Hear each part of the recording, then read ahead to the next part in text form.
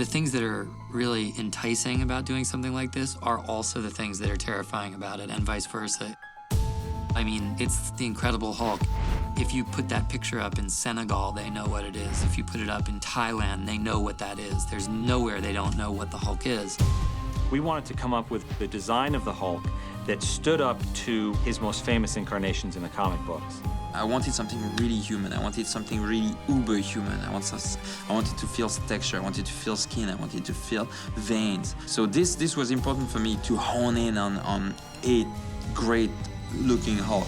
Not only are we trying to invent a Hulk that looks real, we have to also honor the original material that it came from.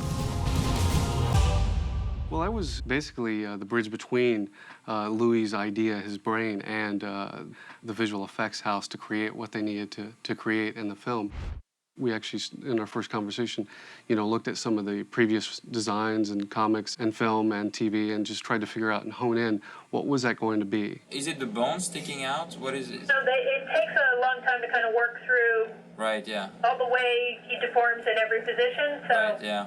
it just needs to be massaged a little more. Because that looks good. That looks exactly like the statue I always loved, If you look at the television series, it was, of course, Lou Ferrigno, basically, 6 feet tall.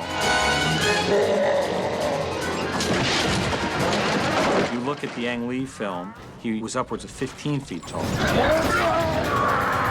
which I think in hindsight we think is a little too big. The separation between Hulk and humans is much too great there. In the comics, of course, it varies from artist to artist, even varies from panel to panel, but he settles in around 9 to 10 feet tall. So we firmly establish him as 9 feet tall in this film. Is that all you got? From the comic books, you look at him, from the spiked hair, the really short hair, the longer hair. There's so many different ways you can go with it, but they all feel like the Hulk when you look at it in the comic. There was a design I did that basically had like kind of a military cut. Shaved on the side and kind of spiked, and it had an interesting look to it. And that was actually, for a while, that was the direction we were going, until Louis went back to, I want the long hair. Went down on the forehead, it was going a teeny bit lower, than the brow, and it was falling on the nose, the bump of the nose. Bridge, yeah. And I like that. I thought it was cool. And I tend to agree with him. I think it was it gives him a lot of character, and it's something we haven't seen in the Hulk yet in a film or the TV show. I wanted the 0 gram of fat, like pumped, fierce, strong, tall, human-looking, with some green skin guy, and that's what I wanted. There was a process where I was designing, thinking bodybuilder to start off with, and Louis said, no, we don't want the lats that big. That feels like a bodybuilder. It needs to be like a superhuman. It's a superhuman. I mean, it's ridiculous to say this, but he's like like on edge and everything, really powerful. Cool, good, yeah, it's great. We didn't want him to look so bulky that we didn't feel like he could move quickly. We want him to look lean. He's more linebacker than bodybuilder in a way, and that was important to us. Went through quite a process to figure out what's realistic, but also what's the Hulk. I just wonder if Hulk should look to Abomination like a normal person looks to Hulk, you know what I mean? You take a huge leap, you close your eyes and jump with some of this stuff because you can do fantastic drawings all day, but making it really come to life is a big roll of the dice. Because everybody was skeptical at first. Everybody was like, I don't know if you can pull it off. It kind of gets better, yeah. And then as it straightens out, now it's like yes, then it's a cut. One of my criteria in the beginning was when they said that Hulk was going to be largely a digital creation I said, well, if there's no way for me to play Hulk, then it's not really that interesting. Because as an actor, that's what sort of makes it complex. And you make that cut back, he has for the first time, like you're seeing Banner and Hulk starting to fuse a little bit, and you can see him go, I think that's like a cheer moment. Edward likes things that aren't necessarily just on the surface. He likes to go deeper.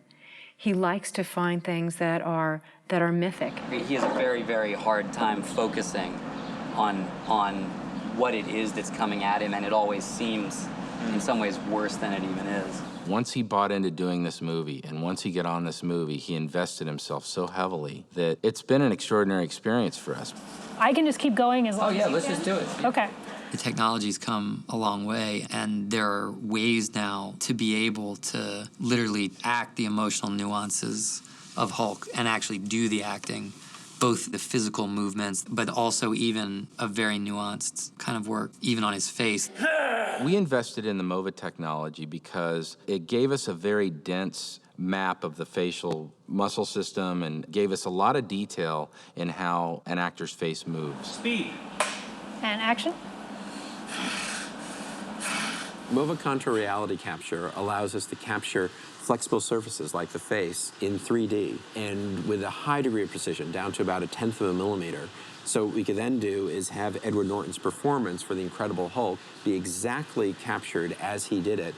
And then the visual effects people can go and take that and stretch out his face, extend all the different sizes and whatever else they want to do, and make him into the Incredible Hulk. It's all of those subtleties that make the difference between a CG character and a human. So the more of that we get from our actors, the less we have to keyframe once again. The more organic it'll look, the more you'll believe in the characters. Could we do one where we go from angry and then maybe to curious?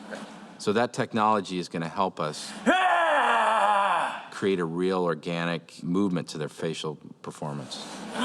What has been done before with motion capture is there's been dots put on the face, either little markers or, painted dots. And you get very little information, just a few spots, maybe 200 spots on the face. What we do is we actually sponge on a phosphorescent makeup, and you get this random pattern that glows in the dark. And that glow from the phosphorescent makeup has a random pattern all around the face because it was sponged on. So one camera sees a random pattern, another camera sees the same random pattern, they triangulate, and that gives us the 3D surface. It's almost like we're barcoding every millimeter of his face, and that's never been possible before. I mean, literally, a year ago, there was no technology that was available to make that possible. And in the end, I think we got a pretty nice Hulk. He's a bit more of a street brawler. He's less bright green. The stuff that our guys did with the muscles and the skin, the translucency and the veins, and it makes these shots just sing in terms of realism. It's really fantastic stuff. Perfect. Veins come up. That's what I was doing last night. You see him looking and you see him go, you know what I mean? Like you actually see him, you see Banner fight for control. We also, frankly, just did something much more lo-fi, which was video reference, just me acting out the creature's moments just in a video camera so that the animators can reference it, which is very lo-fi, just literally them being able to look at it and use what you're doing as a reference for the animation. That kind of thing. It's lots of trial and error. We tried, didn't work, then we tried again, didn't work, changed the texture, did this, until the last minute. I mean, we literally found, the shape of the face of Hulk last minute. It was finding the right balance between staying true to those caricatures, those extreme expressions, but at the same time, what Rhythm Hughes has done with the technology is, the skin and the muscle and the textures, it looks real. There are close-ups in this movie of him flexing his arms and even just moving and panning up his chest, where you will swear that we took a bodybuilder and painted him somehow. And it's not. It's all Rhythm Hughes. It's all computer-generated. I think we've gone well beyond even what I remember in the best of the comics. I think this is a much more 21st century high-impact kind of an experience.